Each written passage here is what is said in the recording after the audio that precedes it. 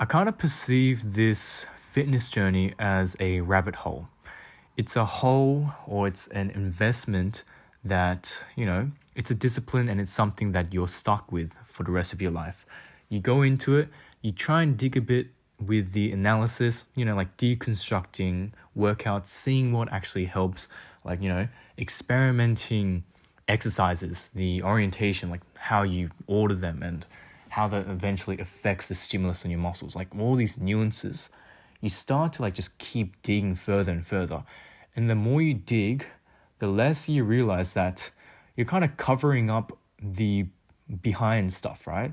You cover all the nuance or like, the basics because you adopt a stance of complacency, or I guess you assume you already know that knowledge to a mastery level, right?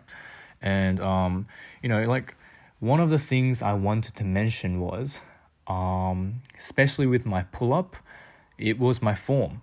I think going down and, like the going down part's completely fine. I'm completely extending out and it counts as a full rep. But the one thing I wanted to mention, I guess it's a bit more pronounced when I do weighted pull-ups.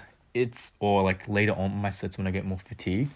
But it's getting my whole chin up on the bar.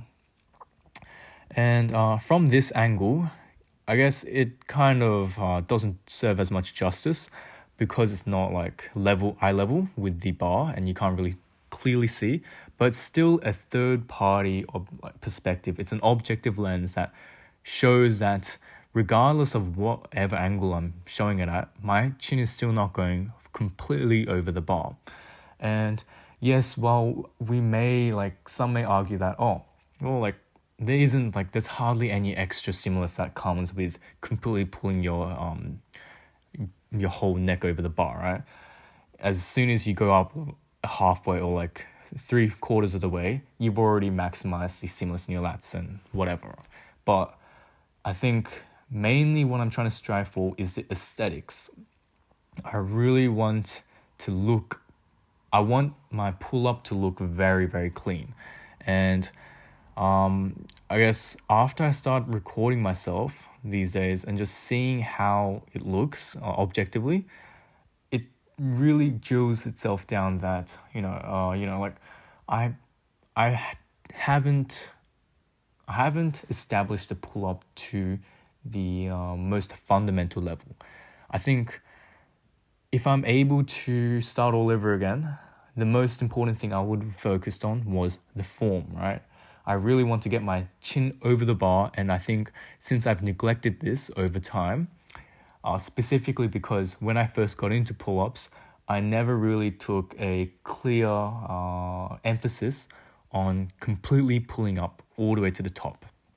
I always thought, there's enough contraction in the lats if I go up and, keep my elbows a bit soft and then just go back up and get it up to eye level. That's enough stimulus for the lats and my back. It's completely fine and I'm still getting the strength.